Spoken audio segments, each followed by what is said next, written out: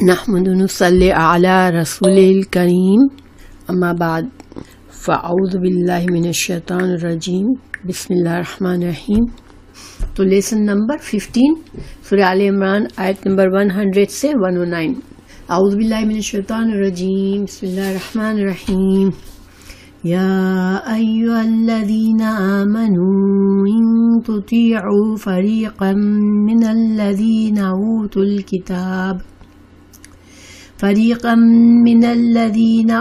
الكتاب يردوكم بعد ایمانکم کافرین۔ اے ایمان والو، اگر تم اہل کتاب کی کسی جماعت کی باتیں مانو گے تو وہ تمہیں تمہارے ایمان لانے کے بعد مرتد کافر بنا دیں گے۔ اس آیت کا ہم دیکھتے ہیں کہ پیچھے سے کیا تعلق ہے۔ تو اللہ تعالیٰ نے پچھلے سبق میں ہم نے جانا کہ اللہ سبحانہ تعالیٰ نے ہمیں یہودیوں کی چالیں بتائی جو کہ وہ مسلمانوں کے خلاف، مسلمانوں کو اسلام کو روکنے کے لیے اور نئے مسلمانوں کو اسلام سے بدظن کرنے کے لیے اور ان کے اندر دلوں میں شک ڈالنے کے لیے وہ چالیں چل رہے تھے۔ وہ ہم نے پچھلے سبق میں اللہ سبحانہ تعالیٰ نے ہمیں بتائی پچھلی آیات میں۔ تو اب وہ کس طرح روکتے تھے، ذرا سا دوبارہ اس بات پہ غور کر لیتے ہیں کہ آپ صلی اللہ علیہ وسلم پر جب آیات نازل ہوتی تھی تو وہ اس پر نکتہ چینی کرتے تھے کہ یہ احکامات جو ہے ہماری تورات میں تو نہیں تھے۔ تو جب رسول اللہ صلی اللہ علیہ وسلم اپنے آپ کو ملت ابراہیمی پر بتا رہے ہیں کہ وہی انہی کا دین لے کر آئے، وہی توحید کا پیغام لے کے آئے ہیں، تو پھر ان کے احکامات کیوں الگ ہے جبکہ تورات کے احکامات تو حضرت ابراہیم علیہ السلام کی تعلیمات کے مطابق ہیں۔ تو گویا لوگوں پر یہ ثابت کرنا چاہتے تھے کہ یہ جو یہودی ہیں وہ حضرت ابراہیم کے زمانے سے جو دین چلا آ رہا ہے، شروع سے اللہ سبحانہ تعالیٰ نے جو لوگوں کو دین دیا ہے اسی دین پر وہ یہودی ہیں، مگر رسول اللہ صلی اللہ علیہ وسلم کوئی اور چیز لے کے آئے ہیں، اور اس سے لوگوں کے دلوں میں شک ڈالتے تھے اور خود بھی جانتے بوجھتے ایمان نہیں لاتے تھے۔ اللہ تعالیٰ نے ان کے اس جرم پر دھمکی دی پچھلی آیات میں کہ اللہ تعالیٰ نے فرمایا کہ اس برے فعل سے رک جاؤ، اللہ دیکھ رہا ہے تم کو، اور یہ سخت وعید تھی۔ پھر اب آیت نمبر 100 میں اللہ تعالیٰ یہاں پر مسلمانوں سے خطاب کر کے مسلمانوں کو سمجھا رہے ہیں کہ تم ان کے پیچھے نہ چلو، ورنہ یہ تمہیں مسلمان سے پھر کافر کی طرف لے جائیں گے، اسلام سے پھر کفر کی طرف لے جائیں گے، کیونکہ ابھی اسلام ان کا نیا اسلام ہے۔ ابھی ہر انسان کا اتنا مضبوط ایمان نہیں ہے، ظاہری بات ہے ہر انسان کا ڈیفرنٹ لیول ہوتا ہے انڈرسٹینڈنگ کا، اور نئے جو سادہ دل لوگ ہیں ان کو اس بات کا خطرہ تھا، تو اللہ سبحانہ تعالیٰ نے سمجھایا۔ تو ہم ترجمہ کرتے ہیں، اعوذ باللہ من الشیطان الرجیم۔ یا ایھا، اے الذین لوگو، آمنو جو ایمان لائے ہو، ان اگر تطیعو تم اطاعت کرو گے، تم حکم مانو گے، تم بات مانو گے، فریقاً ایک گروہ کی، من الذین ان لوگوں میں سے، اوتوا الکتاب جو کتاب دیے گئے ہیں، یردوکم وہ پھیر دیں گے تم کو، بعد ایمانکم تمہارے ایمان کے، کافرین کافر بنا کر۔ اہل کتاب کو ایک طرح سے اہل مسلمانوں کو، اہل ایمان کو اللہ سبحانہ تعالیٰ نے سمجھایا کہ ان کے مکر و فریب سے اور ان کی جھوٹی باتوں سے یہ تم کو دین سے پھیر دیں گے، تمہارے اسلام سے پھیر دیں گے تمہیں، اور تم اسلام میں داخل ہو کر پھر کفر کی طرف چلے جاؤ گے اگر تم نے ان کی باتیں مانی۔ اور یہ گروہ کون تھا؟ یہود تھے مدینہ کے، جنہوں نے رسول اللہ صلی اللہ علیہ وسلم کی مخالفت کی تھی اور جو ایمان نہیں لائے تھے۔ اب اللہ تعالیٰ اگلی آیت میں مزید مسلمانوں ہی سے خطاب ہے، اللہ تعالیٰ فرما رہے ہیں، وَكَيْفَ اور کس طرح، تَكْفُرُونَ تم کفر کرو گے، وَأَنْتُمْ اور تم، تُتْلَى پڑھی جاتی ہے، یہ پیسیو فعل ہے، پڑھی جاتی ہے علیکم تم پر آیات اللہ اللہ کی آیات یعنی قرآن تم پر پڑھا جاتا ہے، وفیکم اور تم میں رسولہ اور اللہ کا رسول موجود ہے صلی اللہ علیہ وسلم، ومن اور جو یعتصم جو مضبوطی سے پکڑے گا باللہ اللہ کو یعنی کہ اللہ کے دین کو، قرآن اور سنت کو، فقد تو تحقیق ہدیہ ہدایت دیا گیا، یہ بھی پیسو ہے، الی طرف صراط راستے کے المستقیم سیدھے راستے کی طرف جو کہ جنت تک لے جائے گا، اس راستے کی ہدایت اس کو مل گئی جس نے اللہ کے دین کو، اللہ کی بھیجی ہوئے قرآن اور رسول اللہ صلی اللہ علیہ وسلم کے فرامین اور آپ صلی اللہ علیہ وسلم کی تعلیمات کو جس نے مضبوطی سے پکڑ لیا، پھر وہ جنت تک پہنچے گا، جنت کے سیدھے راستے پر پہنچ جائے گا، اللہ تعالیٰ اس کو ہدایت دے دیں گے۔ تو اس کو تھوڑا سا اس آیت کی تفسیر دیکھتے ہیں۔ اس کا ترجمہ ہے کہ تم کیسے کفر کر سکتے ہو باوجود اس کے کہ تم پر اللہ کی آیات پڑھی جاتی ہیں، یعنی آپ صلی اللہ علیہ وسلم جب بھی وحی نازل ہوتی ہے آپ صلی اللہ علیہ وسلم اس کو پڑھ کر سناتے ہیں تم کو، اور تم میں رسول اللہ صلی اللہ علیہ وسلم موجود ہیں، تو جو شخص اللہ تعالیٰ کے دین کو مضبوط تھام لے تو بلا شبہ سے راہ راست دکھائی جائے گی۔ تو اس کو ذرا اور تفصیل سے دیکھتے ہیں کہ اللہ تعالیٰ نے مومنوں کو سمجھایا کہ اللہ کے رسول تم لوگوں میں موجود ہے، تم کو ان کی باتیں سننے کی ضرورت نہیں ہے، تم پر اللہ کا کلام پڑھا جاتا ہے تو تم اس کی طرف اس کو پکڑ لو، تم ان کی باتوں میں مت آؤ۔ جو ومن یعتصم جو مضبوطی سے پکڑ لے گا یعنی کہ اللہ کے دین کو مضبوطی سے جو تھام لے گا تو اللہ تعالیٰ اسے سیدھے راستے کی ہدایت عطا کرے گا۔ اعتصام کا مطلب ہوتا ہے مضبوطی سے پکڑنا کسی چیز کو، ٹھیک ہے، یعنی کہ کسی بھی طرح کے حالات ہو، نرم گرم حالات، مشکل حالات ہیں، آسان حالات ہیں، ہر حال میں اللہ کے احکامات و ہدایت پر قائم رہنا، یہ مطلب ہے مضبوطی سے تھامنے کا۔ کہ کبھی انسان کی زندگی میں اپس ڈاؤن آتے ہیں یا کس اچھے حالات ہیں، برے حالات ہیں، بیماری ہے، صحت ہے، کچھ بھی ہے، مگر اللہ سبحانہ تعالیٰ کے احکامات اور اللہ کی ہدایت کو مضبوطی سے تھام لینا، اس پر قائم رہنا، یہ نہیں کہ آج میرا موڈ دین پر چلنے کا ہے تو دوسرے دن نہیں ہے۔ جو اس طرح مضبوطی سے، باقاعدگی سے، استقامت سے دین کو پکڑتا ہے اور اللہ کے احکامات کو مانتا ہے تو پھر دین کے استقامت کی وجہ سے اللہ سبحانہ تعالیٰ اسے سیدھے راستے پر لگا دیتے ہیں۔ تو دیکھیں بعض اوقات جو ہے نا واقعی میں انسان کی زندگی میں ایسے حالات آ جاتے ہیں کہ نمازیں بھی مشکل سے پڑھی جاتی ہوتی ہے، اور اللہ کے روز جیسے رمضان میں روزہ رکھنا مشکل ہو رہا ہے، یا ایون معمولی چھوٹے چھوٹے دین کے کام بھی مشکل لگتے ہیں، لیکن اگر انسان کی نیت خالص ہوتی ہے اور وہ محنت کرتا رہتا ہے، کوشش کرتا رہتا ہے، اور گناہ سے دل میں گناہ کا خیال آیا، خواہشات آتی ہیں غلط، جن چیزوں کو ہمیں پتہ ہے کہ ان خواہشات سے انسان دین سے دور ہو جاتا ہے، ایسی خواہشات دل میں آتی ہے، تو ان خواہشات سے کو جد و جہد کر کے ان سے خود کو بچانا، اور جو دین کے احکامات ہمارے لیے تھوڑے مشکل پڑ رہے ہیں، ہمارے حالات میں کسی نہ کسی طرح سے ہم کو مشکل ہو رہا ہے، 5 وقت کی نمازیں صحیح پڑھنا، کہ روزے صحیح رکھنا، یا قرآن سے تعلق جوڑ کے رکھنا، یا دین کا علم سیکھنا، جو بھی مشکلات آ رہی ہیں تو اس میں انسان اللہ سے بھروسہ کرتے ہوئے، اللہ سے دعا کے ساتھ اپنی پوری کوشش سے چلتا رہے تو انشاءاللہ اللہ اسے منزل تک پہنچا دے گا۔ دیکھیے ہدایت کا یہاں پر جو لفظ ہے نا،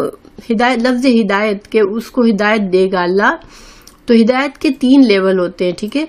ایک لیول ہوتا ہے کہ انسان کو صحیح راستہ مل جائے، اللہ تعالیٰ اسے دین کا صحیح راستہ دکھا دے۔ پھر یہ جو کام ہے وہ کون کرتا ہے؟ یہ رسول اللہ صلی اللہ علیہ وسلم کرتے ہیں۔ جب دین کا ہمارے لیے دین لے کر آئے قرآن اور حدیث کے ذریعے ہمیں اللہ سبحانہ تعالیٰ نے امت کو دین کا راستہ دکھایا، سیدھا راستہ دکھایا کہ یہ راستہ ہے، یہ طریقہ ہے جس پر چل کر تم جنت تک پہنچ سکو گے۔ اور یہ کام آپ صلی اللہ علیہ وسلم کے بعد ہر وہ انسان آپ کی امت میں سے کرتا ہے جو کہ لوگوں کو دین کی باتیں بتائے اور اچھی باتوں کا حکم دے، بری باتوں سے اسے دور رکھے، اللہ تعالیٰ کے پسندیدہ کام پر جس کو جو انسانوں کو ترغیب دے، تو وہ ایک طرح سے رہنمائی کر رہا ہوتا ہے، ہدایت لوگوں کو اس معنوں میں ہدایت کا جو پہلا درجہ ہے وہ انسان یا انبیاء نے کیا اور پھر اب انبیاء کے بعد انسان کرتے ہیں۔ اور اس میں بھی ظاہری بات ہے اللہ کے اذن سے ہر چیز ہوتی ہے۔ اللہ سبحانہ تعالیٰ جس کے لیے چاہتا ہے ہدایت کا دروازہ، یہ رہنمائی کا دروازہ کھول دیتا ہے اور اس کے لیے کوئی نہ کوئی سامان کر دیتا ہے کہ اللہ کی رہنمائی اس تک پہنچ جاتی ہے۔ پھر ہدایت کا دوسرا لیول ہے کہ اب اس راستے پر استقامت کرنا، یعنی اللہ سبحانہ تعالیٰ نے ہمیں قرآن اور سنت سے جو بھی احکامات دیے ہمیں اب اس پر ڈٹ جانا ہے، اس کے اوپر پوری جد و جہد کے ساتھ اس پر چلتے رہنا ہے۔ یہ توفیق ہے جو اللہ سبحانہ تعالیٰ ہمیں دیتے ہیں ہماری نیت کے حساب سے اور ہماری کوشش کے حساب سے۔ اللہ سبحانہ تعالیٰ ہمیں اس کی توفیق دیتے ہیں کہ ہم زیادہ سے زیادہ نیک کام کریں، اور اس کے لیے انسان دیکھیں جب ہم ایک نیک کام کرتے ہیں تو اللہ سبحانہ تعالیٰ ہمارے لیے اور دوسری نیکیوں کے دروازے کھول دیتے ہیں۔ انسان کے اندر تڑپ ہوتی ہے کہ میں کسی طرح اللہ کو راضی کروں، تو اللہ سبحانہ تعالیٰ اس کے لیے اس کو توفیق دے دیتے ہیں۔ یہ ہدایت کا دوسرا لیول ہے جو کہ صرف اللہ سبحانہ تعالیٰ ہی کے اذن سے ہوتا ہے۔ اللہ سبحانہ تعالیٰ ہی یہ ہدایت دے سکتے ہیں کہ کسی کو چلا دے راستے پہ۔ کوئی انسان کسی کو ہاتھ پکڑ کر ہدایت کے راستے پر چلا نہیں سکتا۔ پھر ہدایت کا جو تیسرا درجہ ہے کہ انسان اس راستے پر چلتے چلتے اللہ کی رضا حاصل کر لے اور جنت تک پہنچ جائے اور اسے وہ جنتیوں میں شامل ہو جائے، تو یہ ہدایت کا تیسرا درجہ ہے کہ اب اسے اس کی منزل مل گئی، مکمل ہدایت۔ اور یہ بھی آف کورس اللہ سبحانہ تعالیٰ ہی کے ہاتھ میں ہے، یہ کام اللہ ہی دیتا ہے، لیکن اللہ اپنی حکمت سے دیتا ہے کہ جو اس کام کے لیے محنت جس نے کی، جس نے جد و جہد کی، جس نے دین کے طریقے پر خود کو استقامت سے چلایا، نیکیوں کی کثرت کی، اچھے اعمال کیے اور اللہ سے دعا استغفار کرتا رہا، تو پھر وہ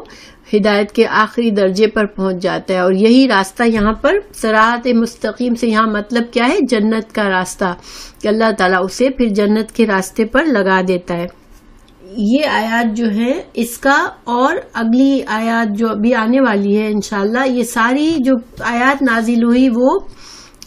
کس وقت نازل ہوئی کہ بنی اسرائیل ان کے یہود کی باتوں میں تم نہیں آؤ، اور اللہ تعالیٰ نے مسلمانوں کو ہدایت دی کہ تم سیدھے راستے پہ رہو، اللہ کے دین کے قرآن اور سنت کو پکڑ لو۔ تو یہ ساری، اور اس کے بعد اگلی آیت بھی، یہ ساری کس وقت نازل ہوئی اس کے بارے میں ایک واقعہ ہے، انشاءاللہ میں اس کو واقعے کو اگلی آیت کے بعد بتاتی ہوں۔ یا ایھا الذین آمنو، اے لوگو جو ایمان لائے ہو، اتقو، ڈرو اللہ سے، اتقوا اللہ، ڈرو اللہ سے، حق ہے جیسا، تقات ہی، اس کے ڈرنے کا، اس سے ڈرنے کا، ولا، اور نہ تموتن، نہ تم کو موت آئے، ہرگز، یہ یہاں پر تاکید ہے، تموتن یہ شد جو ہوتا ہے یہ تاکید کا ہوتا ہے، نہ تم کو موت آئے، الا مگر، اور جو ہے اور کے معنی میں نہیں ہے، یا حال ہے کہ تمہارا حال یہ ہو، اس حالات میں تمہاری موت آئے، انتم، کہ تم مسلمون، تم فرما برداری کے راستے پر چلے ہو، تم اللہ کے فرما بردار ہو، اس وقت تمہیں موت آئے۔ یعنی جب انسان کا جو انجام جس حالت میں ہوتا ہے اسی حالت میں وہ قیامت کے دن اٹھے گا۔ تو جو انسان اللہ کی فرما برداری کے راستے پہ چلتے ہوئے دنیا سے رخصت ہوگا تو وہ مسلمانوں میں ہی اٹھے گا، اس کا انجام اچھا ہوگا۔ اور جو انسان کوئی کسی گناہ کے کام کرتے ہوئے مر جائے گا، گناہ کے حالت میں مر جائے گا، تو وہ اسی حالت میں اٹھے گا۔ اللہ سبحانہ تعالیٰ ہمیں مسلمان اٹھائے، اللہ تعالیٰ ہمیں اچھے طریقے سے، یعنی کہ اللہ سبحانہ تعالیٰ ہم سے راضی ہو، اس حالت میں ہمیں قیامت میں اٹھائے، ہمارا انجام بالخیر کر دے، آمین۔ اللہ تعالیٰ نے مزید نصیحت فرمائی کہ تم کو اللہ کا خوف اس طرح کرنا ہے جیسا کہ اللہ کے خوف کا حق ہے. تو دیکھیں اللہ تعالیٰ کا تقوی کیا ہوتا ہے کہ انسان اس طرح سے سوچ سمجھ کے چلے، اس طرح سے بچ کے گناہوں سے چلے کہ کہیں مجھ سے اللہ ناراض نہ ہو جائے. تو اللہ کی رضا کو اللہ کی رضا کا ہر وقت خیال رکھے اور اللہ کے ناراض کرنے والے کاموں سے بچتا رہے. تو یہ تقوی ہوتا ہے، پرہیزگاری کے ساتھ رہنا. تو اللہ سبحانہ تعالیٰ سے تقوی کا حق ہے، اللہ کا حق ہے کہ اس سے تقوی کیا جائے. کیوں؟ کہ اللہ سبحانہ تعالیٰ ہی نے ہمیں پیدا کیا، اللہ نے ہمیں دنیا کی ساری نعمتیں دی اور اللہ سبحانہ تعالیٰ ہی کے سامنے ہمیں جانا ہے مر کر، اور وہی ہمارے لیے فیصلہ کرے گا کہ آخرت کے انجام کے بارے میں. تو اسی خالق مالک اور مدبر کا حق ہے کہ اس سے ڈرا جائے، اس سے تقوی کیا جائے، اس کی رضا کی فکر کرنی چاہیے، اس کی ناراضگی سے بچنا چاہیے، کیونکہ ہمارے تمام معاملات اللہ ہی کے ہاتھ میں ہیں. تو اتقوا حق تقاتہ، اللہ کا جیسا حق ہے. جب یہ آیت نازل ہوئی تو صحابہ کرام بہت پریشان ہوئے کہ اللہ کا حق ہم کیسے ادا کر سکتے ہیں، کیونکہ ہم سے تو گناہ بھی ہو جاتے ہیں. یہ تو بڑی ڈرنے والی بات ہے کہ ہم اللہ کا ایسا خوف کہ اس کی مکمل فرما برداری کرنا اور احکام و فرائض کو پورا کرنا اور اللہ کے منع کیے ہوئے تمام کاموں سے بچنا. تو اس قسم کا تقوی انسان کمزور ہے، اس سے مسٹیکس ہو جاتی ہے. تو آپ صلی اللہ علیہ وسلم نے فرمایا جب صحابہ کرام کے دل میں یہ ڈر ہوا تو اللہ تعالیٰ نے سورہ تغابن کی آیت نمبر 16 نازل فرمائی، فاتقوا اللہ ما استطعتم، پس تم اللہ سے اتنا تقوی اختیار کرو جتنی تم میں استطاعت ہے، کیونکہ اللہ سبحانہ تعالیٰ بہت مہربان ہے بندوں پر. اور اللہ تعالیٰ نے دین ہم کو اس لیے نہیں دیا کہ ہم پر سختی ہو جائے. تو اللہ تعالیٰ نے ہمیں دین اس لیے دیا ہے، دین کا طریقہ، کہ یہ طریقہ ہمارے لیے محفوظ وہ طریقہ ہے جس کے ذریعے ہم اللہ کو راضی کر کے آخرت کا بہترین انجام پا سکتے ہیں. اس لیے ہمیں اللہ نے دین بھیجا ہے ہمارے لیے. دین اس لیے نہیں بھیجا کہ انسان مشکل میں پڑ جائے اور بہت مشقت کے ساتھ زندگی گزارے. اسی لیے اللہ تعالیٰ نے دیکھیے بہت سی رخصتیں دی ہیں دین کے معاملے میں. اللہ تعالیٰ نے جب انسان کمزور ہوتا ہے، بیمار ہے، کھڑا ہو کے نماز نہیں پڑھ سکتا تو بیٹھ کے پڑھ سکتا ہے، بیٹھ کے نہیں پڑھ سکتا تو لیٹ کے پڑھ سکتا ہے. اسی طرح رمضان کے روزے سفر میں مشکل ہو رہی ہے، بیماری میں مشکل ہو رہی ہے تو ان کو رمضان میں چھوڑ کے بعد میں پورے کر سکتا ہے. اسی طرح سفر میں قصر نماز ہے. تو اللہ سبحانہ تعالیٰ بندے کی وسعت سے زیادہ اس پر بوجھ نہیں ڈالتے. تو انسان کی نیت اگر صحیح ہوتی ہے اور انسان کا اندر اخلاص ہوتا ہے اور وہ چاہتا ہے کہ بس میں اللہ کو راضی کروں، تو پھر اس کی استطاعت کے مطابق جتنی وہ کوشش کرتا ہے اللہ تعالیٰ اس سے قبول کر لیتا ہے. گویا کہ ہمیں بھی اللہ سے ڈرنا چاہیے. ہمیں اس سے پتہ چلتا ہے ان آیت سے کہ اللہ یہ بندوں کی ذمہ داری ہے کہ وہ اللہ کے حقوق بھی ہیں اور اللہ کے حقوق ادا کرے. اللہ کا سب سے بڑا حق کیا ہے کہ بندہ اس کے ساتھ کسی کو اس کا شرک نہ کرے اور اس کے پوری اپنی کوشش کر کے کہ اللہ کی رضا حاصل کرنے کے لیے اللہ کے بتائے ہوئے احکامات پر چلتا رہے. ٹھیک ہے. تو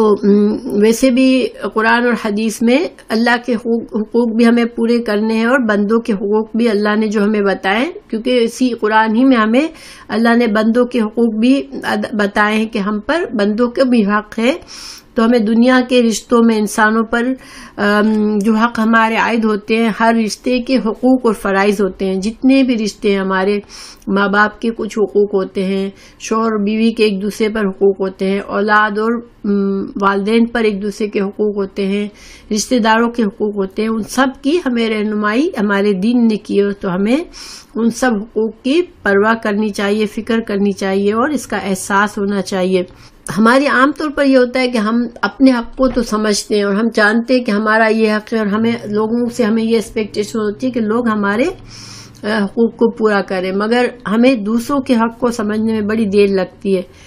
تو ہمیں قرآن اور سنت کی روشنی میں جو بھی حقوق اور فرائض ہم پر ہیں، جو اللہ سبحانہ تعالیٰ کے حق ہیں، وہ ہمیں پورے کرنے کی کوشش کرنی ہے۔ اور اللہ کے حق میں سب سے بڑی بات یہ کہ اللہ پر ایمان لانا کہ وہی ہمارا خالق ہے، وہی ہمارے تمام معاملات کی، اسی کے ہاتھ میں تمام معاملات کا کنٹرول ہے، اور وہی ہماری تمام ضروریات کو پوری کرتا ہے۔ ہمیں جو فائدہ پہنچتا ہے وہ اللہ ہی کی طرف سے پہنچتا ہے، اور کوئی بیماری ہوئی، کوئی تقدیر میں، انسان کو اپنی تقدیر پر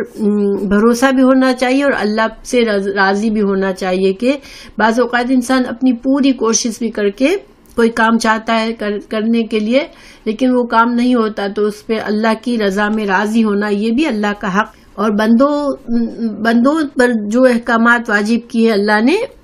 یعنی ہم پر جو بھی احکامات اللہ نے واجب کیے ان کو اپنی استطاعت کے مطابق ان کو پورا کرنا ہے۔ تم کو موت نہ آئے جب اس حالت میں موت مرو جبکہ تم مسلمان ہو۔ تو اس کا کیا مطلب ہے؟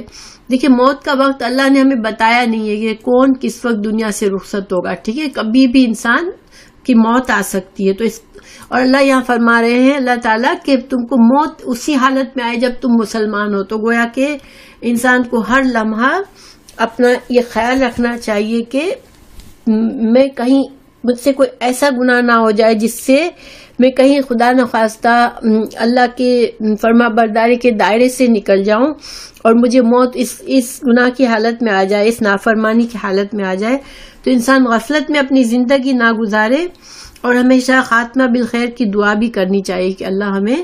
ایمان پر موت دے اور کلمہ شہادت کے ساتھ دنیا سے رخصت کرے، کیونکہ انسان جس حالت میں مرے گا اسی حالت میں پھر اس کو اٹھایا جائے گا، قیامت میں انسان اسی حالت میں اٹھے گا۔ اب آگے اللہ سبحانہ وتعالیٰ فرما رہے ہیں وَاعْتَصِمُوا بِحَبْلِ اللَّهِ، اللہ کی رسی کو مضبوطی سے پکڑ لو۔ تو اللہ کی رسی کیا ہے؟ اللہ کی رسی ہمیں قرآن سے پتہ چلتا ہے کہ اللہ کی رسی جو ہے وہ قرآن اور حدیث، یعنی دین کا علم جو ہمیں ملا قرآن اور حدیث کی صورت میں، یہ اللہ کی رسی ہے۔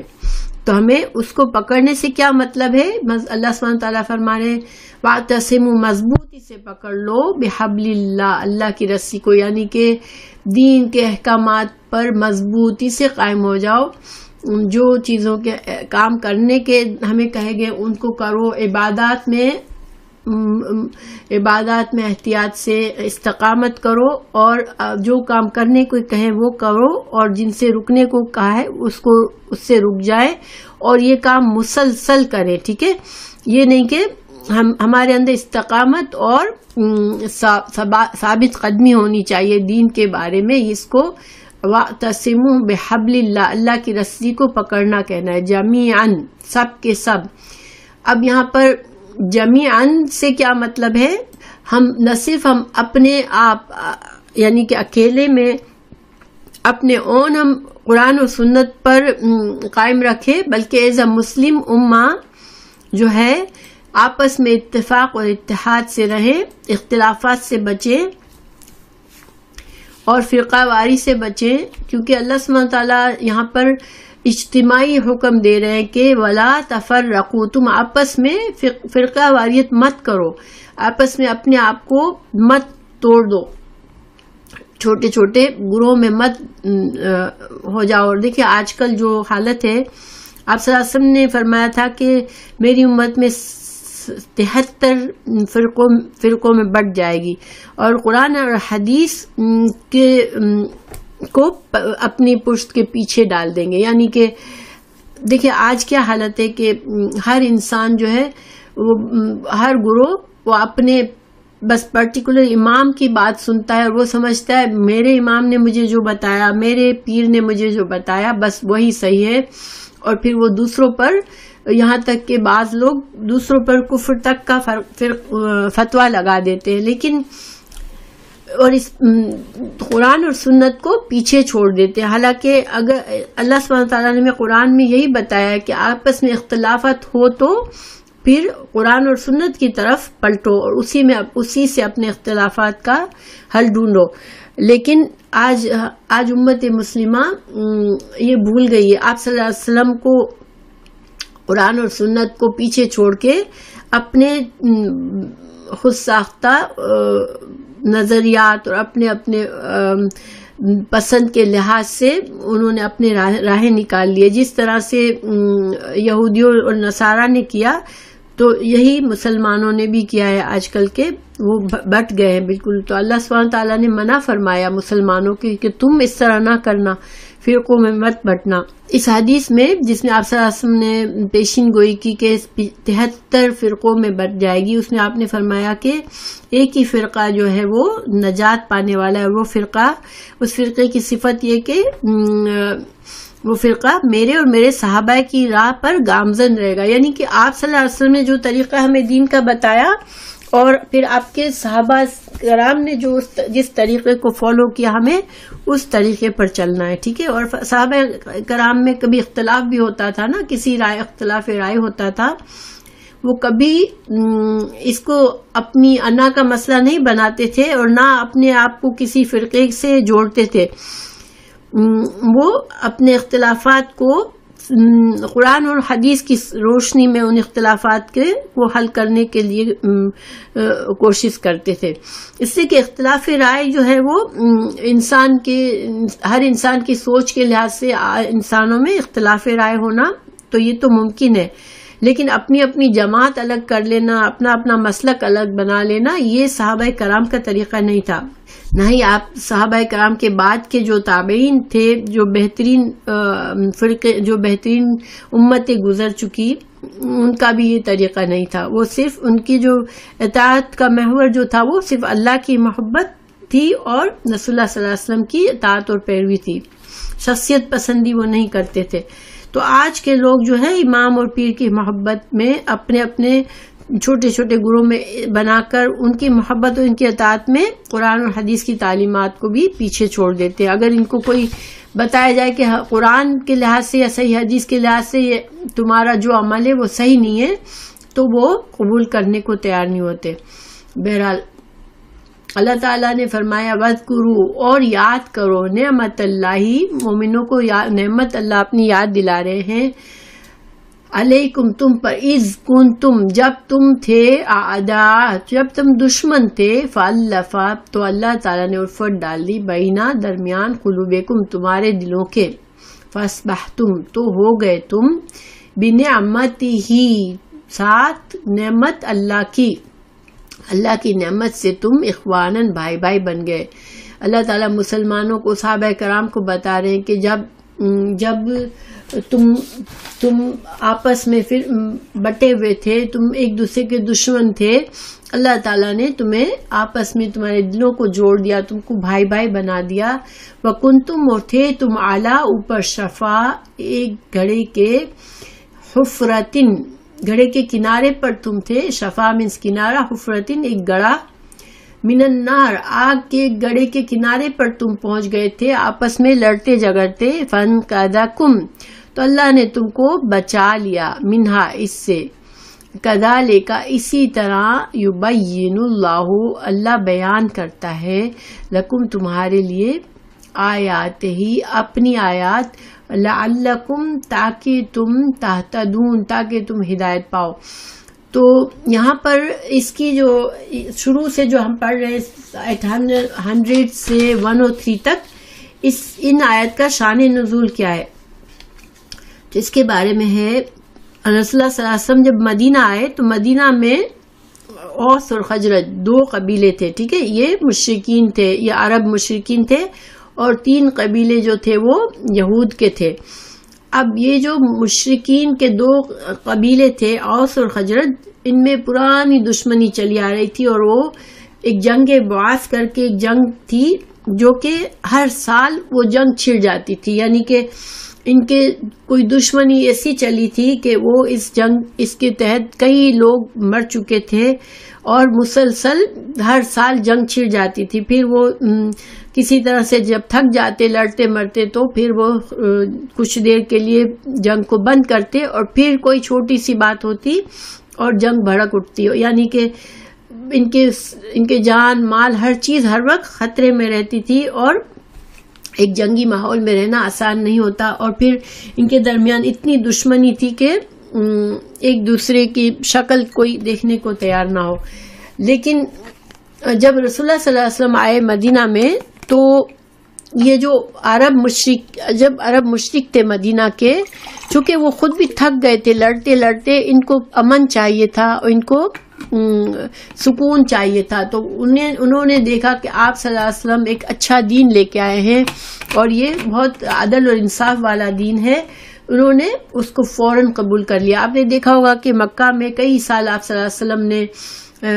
13 سال گزارے، لیکن بہت کم لوگ مسلمان ہوئے تھے. لیکن مدینہ میں بہت جلدی پورا جو ان کی کمیونٹی تھی، اوس اور خزرج کی مشرکین عرب تھے، وہ فوراً سے ایمان لے آئے. اور اس کی اصل وجہ بھی یہی تھی کہ یہ لوگ چاہتے تھے کہ کسی طرح امن ہو، اور اللہ سبحانہ تعالیٰ نے ایسے حالات پیدا کر دیے کہ مدینہ میں آپ صلی اللہ علیہ وسلم ہجرت کر کے گئے تو انہوں نے اسلام قبول کر لیا. اور جب اسلام قبول کیا تو اللہ سبحانہ تعالیٰ نے ان کو اتنی محبت ایک دوسرے کے دلوں میں ڈال دی کہ وہ ساری پچھلی دشمنی بھول گئے اور جیسے بالکل بھائی بھائی بن گئے.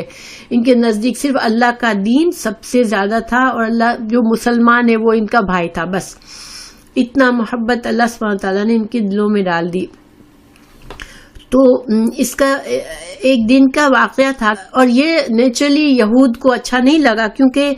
یہودیوں کو بڑے فائدے تھے. جب یہ دو قبیلے آپس میں لڑتے تھے تو یہودیوں کو، چونکہ وہ بھی وہیں رہتے تھے، ان کو ان کی آپس کی دشمنی سے بہت فائدے تھے، اور وہ ان کی جنگ میں حصہ بھی لیتے تھے، سائڈس بھی لیتے تھے.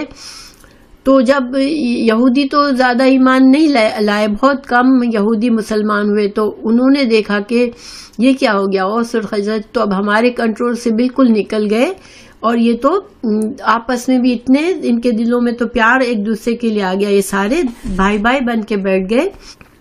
اس کے بارے میں ایک روایت بتائی جاتی ہے ایک واقعے کے بارے میں کہ یہ یہودی تھا، اس نے ایک چال چلی کہ ایک دن کیا ہوا کہ انصار کے دو قبیلے اوس اور خزرج جو تھے ایک مجلس میں ساتھ بیٹھے ہوئے تھے اور باہم گفتگو کر رہے تھے اور خوش تھے، ایک دوسرے سے بہت پیار محبت کے ساتھ بیٹھے ہوئے تھے. تو شاش بن قیس یہودی اس کا نام تھا، ان کے پاس سے گزرا اور ان کا باہمی پیار دیکھ کر جل بھن گیا. اس کو بہت جلن ہوئی کہ یہ کیا، ان لوگوں کو کسی طرح سے ان کو بھڑکانا چاہیے، ان کو ایک دوسرے سے دور کرنا چاہیے. تو اس نے کیا کیا کہ جس طرح پہلے یہ ایک دوسرے کے دشمن تھے اس طرح سے یہ ہو جائے. تو اس نے اپنے ایک نوجوان،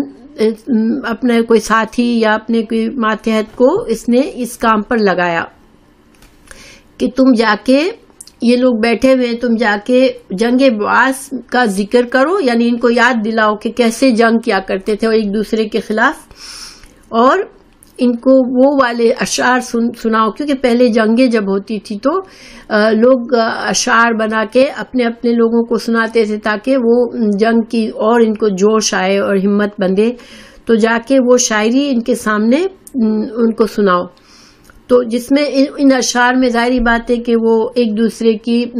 خلاف باتیں بھی ہوتی تھی، جیسے اوس کے لوگ خزرج کی برائیاں کرتے تھے، خزرج کے لوگ اوس کی برائیاں کرتے تھے. تو جب انہوں نے وہ اشعار سنے، مسلمان جو ساتھ بیٹھے ہوئے تھے، تو ان کے کچھ لوگوں کے وہ پرانے جذبات پھر سے بھڑک اٹھے. دیکھیں شاعری ایسی چیز ہوتی ہے جو انسان کو اثر کرتی ہے، اور وہ جو شاعری تھی وہ بھڑکانے والی شاعری تھی. تو یہ بھڑک اٹھے ایک دوسرے میں اور گالی گلوچ پر اتر آئے، آپس میں جھگڑنے لگے،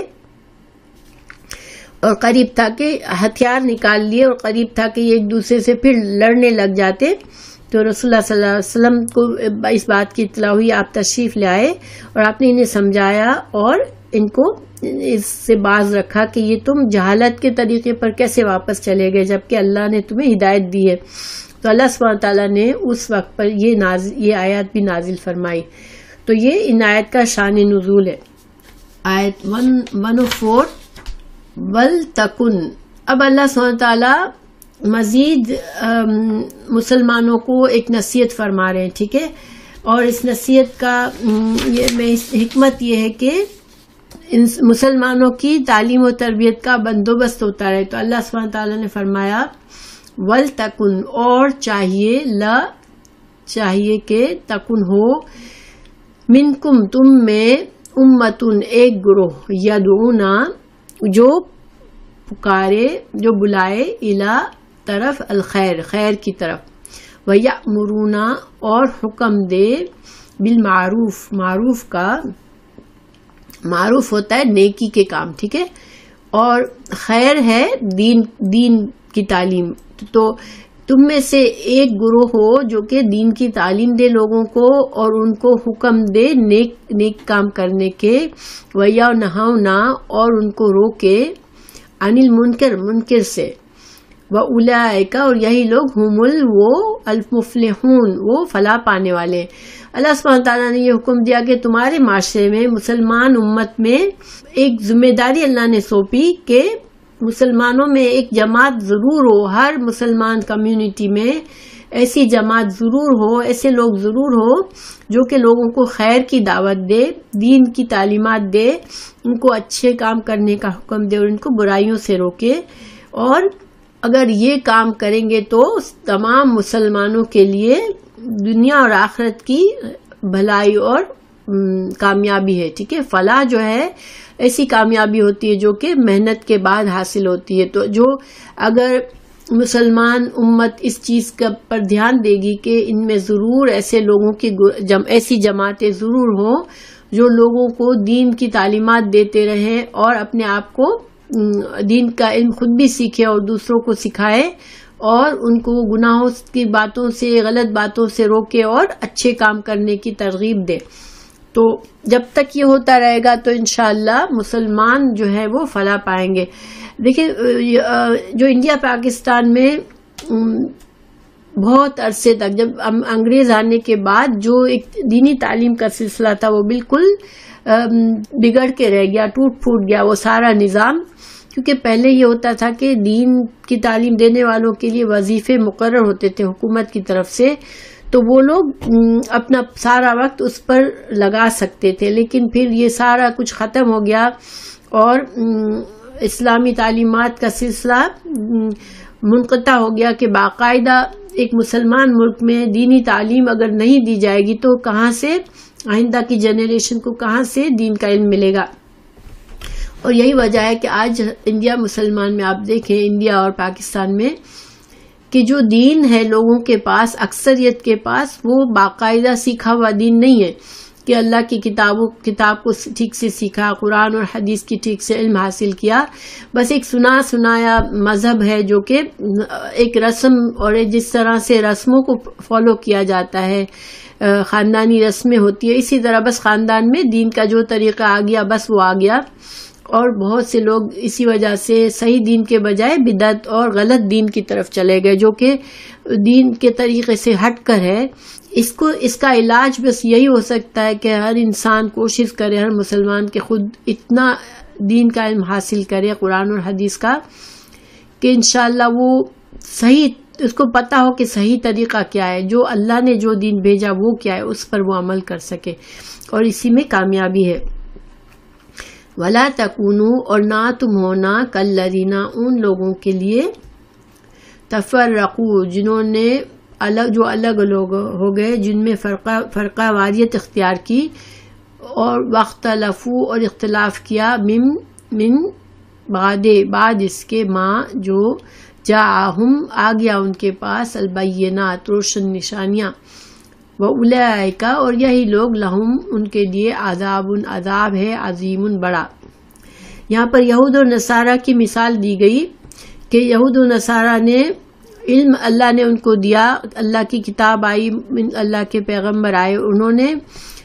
گروہ بندی کر لی آپس میں اختلافات میں پڑ گئے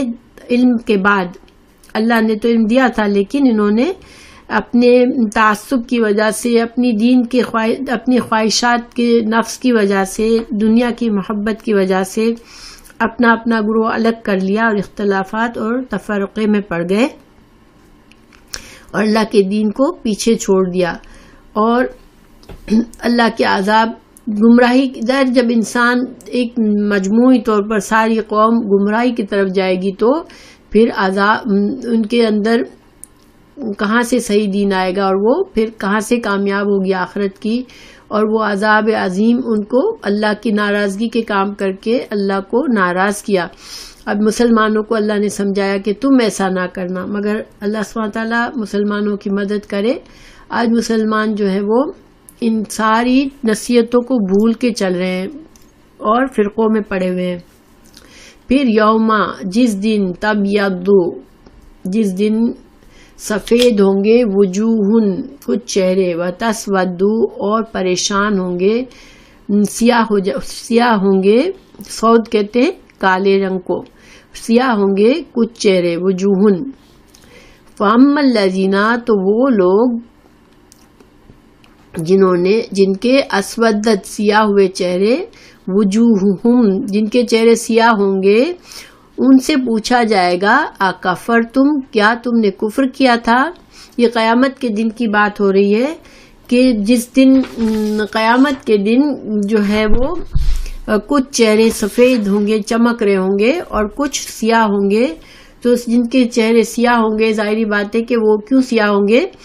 کہ وہ ان کو اپنا برا انجام سامنے نظر آ رہا ہوگا، ان کو پتا ہوگا کہ ہم نے بہت غلط کیا دنیا میں اور ہم نے اپنا وقت ضائع کر دیا اور ہمیں جہنم اب سامنے ہمارا انجام ہے۔ تو ان کے